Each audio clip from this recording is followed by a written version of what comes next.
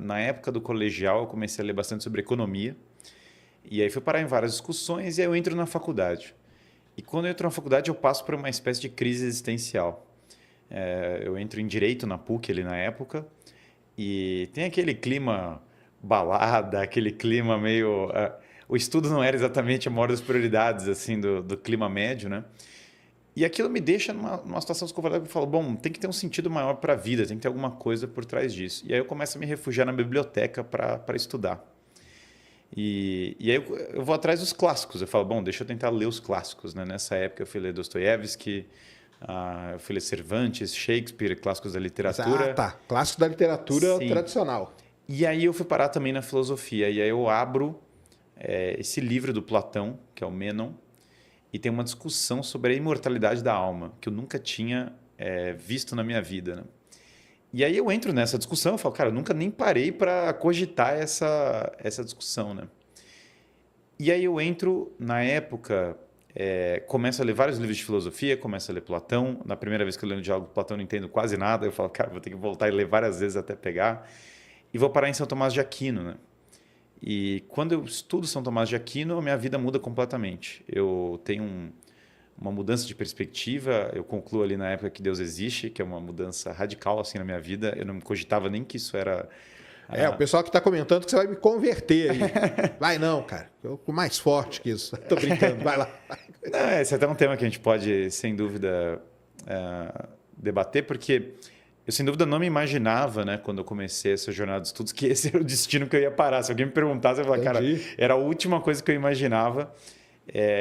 E, sem dúvida, foi muita filosofia que me levou para essas discussões, né? Eu acho que essas discussões são fundamentais. E aí eu compro esse livro, A Vida Intelectual, do Anthony Sertilanges, que tem toda uma rotina de estudos e fala para ler um livro por semana, para anotar os livros, para ter essa jornada de vida intelectual. E aí eu embarco full time nessa. Eu largo a faculdade de Direito e vou para a filosofia. Então, eu estudei no Mosteiro filosofia, fazia educação clássica, filosofia clássica, estudei grego, latim. Tem até uma história engraçada do grego que eu sempre conto, que eu fazia um grupo de grego antigo à noite, né? Caramba. E aí eu namorava minha esposa, né, na época, e aí ela achou que era enrolação, entendeu? Falou que, meu, o cara tá me enganando, o cara chega à noite, tá fazendo grego, né? E ela chegou um dia lá e eu tava com uns papéis de grego lá, ela apareceu na aula, né? Ela falou, meu Deus, ele é louco de verdade, entendeu? É louco O cara mesmo, tá né? mesmo nessa e tal. E e aí essa jornada, nessa época eu tive um interesse até muito próximo da ciência, porque eu comecei um grupo de estudos no ITA. Então eu ia todo mês ali, cada 15 dias eu ia para São José dos Campos. Legal. E discutia temas de filosofia da ciência, inclusive com professores, com alunos do ITA, tanto que um dos temas do meu mestrado é filosofia da ciência. Então a gente abordou, Legal. eu fiz tanto lógica matemática como uma das matérias que eu cursei ali no mestrado, e coloquei toda uma discussão de método científico, sobre realismo filosófico e método científico, tá? Então isso na carreira acadêmica eu estava indo por esse lado. E eu fui trabalhar com várias atividades de vida prática, assim. Eu fui para o... Não que eu estudo acadêmico não tem uma aplicação prática, muitas vezes tem, né? Isso que eu ia perguntar. Quando você começou a filosofia ali, a sua ideia não era ser acadêmico, não. Ser professor, Pois é, né? Na pesquisador. época que eu estava com esse Da filosofia. projeto no ITA, eu até cogitei de ser professor, talvez até nessa linha, né? Mas eu fui trabalhar em outras coisas, fui trabalhar mais com desenvolvimento econômico, eu fui, por exemplo, coordenador no Estado de Desenvolvimento Econômico, fui coordenador de planejamento, chefe de planejamento do Estado do Paraná, na época, Legal. morei em Curitiba. Só que e depois fui diretor de startup também, então eu trabalhei em empresa, trabalhei nesses lugares todos. Só que eu olhei na época e falei, gente, tem uma crise de liderança, sabe? A política nacional mesmo a minha função sendo mais técnica, né? Você olhava e falava, caramba, a gente está numa profunda crise política e social, a liderança está perdida. E aí, nessa época, quando eu estava no governo, eu comecei um canal à noite no YouTube, né? E aí eu só postava mesmo discussões de filosofia, entendeu? Eu não imaginava... Eu pensava, cara, quem vai assistir isso? Mas postava lá. E aí fui crescendo o canal. Hoje tem mais ou menos 1 milhão de pessoas acompanhando no mês, né? O canal do Legal. YouTube, o Instagram Legal. e tal. Tem vários alunos online, eu tenho um curso online que é o Filosofia do Zero, que a gente tem nossa comunidade ativa impressionante, o pessoal estuda e tal.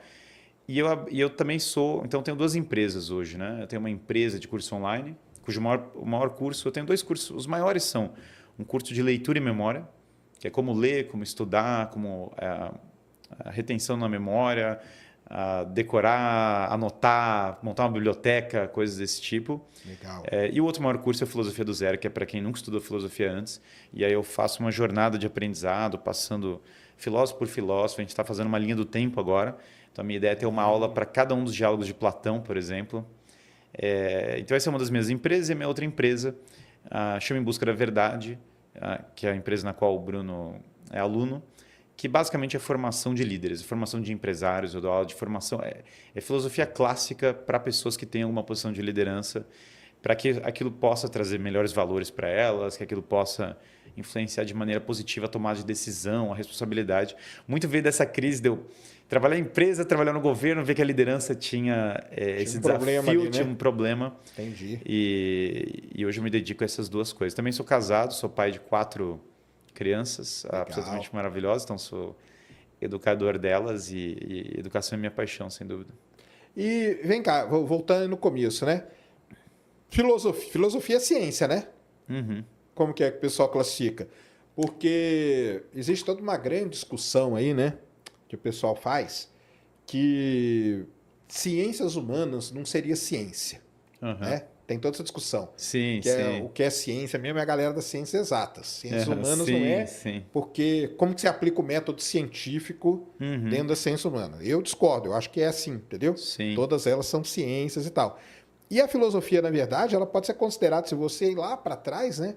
Que você pega Galileu, por exemplo, ele é tido como filósofo. Né? Claro. Né? Aí depois ele é filósofo, vírgula, astrônomo, matemático, papapá, porque aí são as coisas que ele foi se aprofundando, né?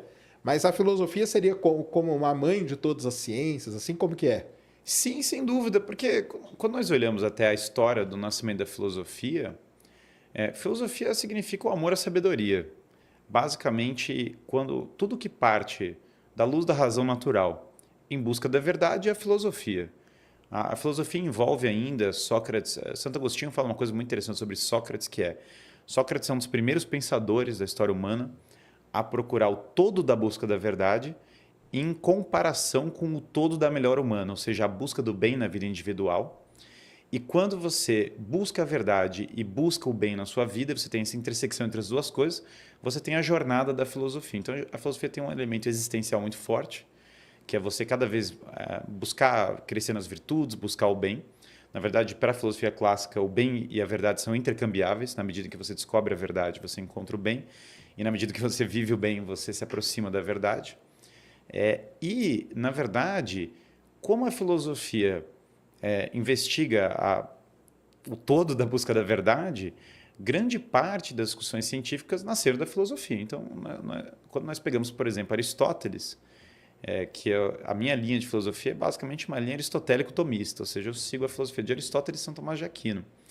E Aristóteles é incrível, né? Porque o estudo da lógica foi em grande parte sistematizado por Aristóteles, no Órgão. Muitas das coisas que... Aristóteles foi o primeiro a escrever um livro chamado Física, né? E que tem muita confusão sobre isso, porque a física de Aristóteles é muito mais uma filosofia da ciência do que uma física no sentido moderno. Porque física é a natureza e física é o estudo da natureza. Mas, sem dúvida, Aristóteles escreveu também, claro, a ética. Então, para a filosofia clássica, todos esses conhecimentos estavam conectados. Você estuda ética, você estuda filosofia da ciência, você estuda lógica, você estuda matemática. Na porta da academia de Platão tinha escrito: quem não souber geometria, não entre na academia. Então, desde o começo, eu via as ciências como muito conectadas. Aí vem um problema que o termo ciência tem uma certa ambiguidade. Ciência quer dizer conhecimento. Se você imaginar ciência que parte do método experimental, tem uma série de conhecimentos que não usam, eles não partem do uso específico do método científico. A própria ética. Você não usa o método científico para falar quais são as melhores hábitos dos homens, quais são a carga valorativa das ações humanas, não vem no método científico. Então, tem uma série de conhecimentos, o próprio conhecimento metafísico, ele é, em muitos aspectos, anterior ao uso do método científico, e o método científico depende de certas verdades de cunho metafísico. Exemplo, um dos primeiros princípios da lógica é o princípio de identidade, que é A igual a A.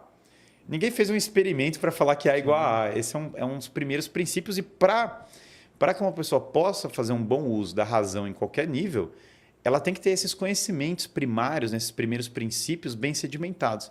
Então, Aristóteles falava de maneira muito sábia, eu penso, que a metafísica era a ciência dos primeiros princípios. É um dos termos que ele usa. Ele tem vários termos para metafísica, né? Metafísica seria o estudo que vem depois da física, esse já é das etimologias. Metafísica também é a ciência dos primeiros princípios. Metafísica também é a teologia, porque ela é o estudo da origem do cosmos e de Deus sob o ponto de vista da razão natural. Então, é aquilo que posteriormente foi chamado de teologia natural. Mas todos esses conhecimentos eles implicam em discussões acerca de verdades muito elementares, que perpassam todo da vida social. Então, os próprios pais da lógica, né, que Aristóteles bebeu disso.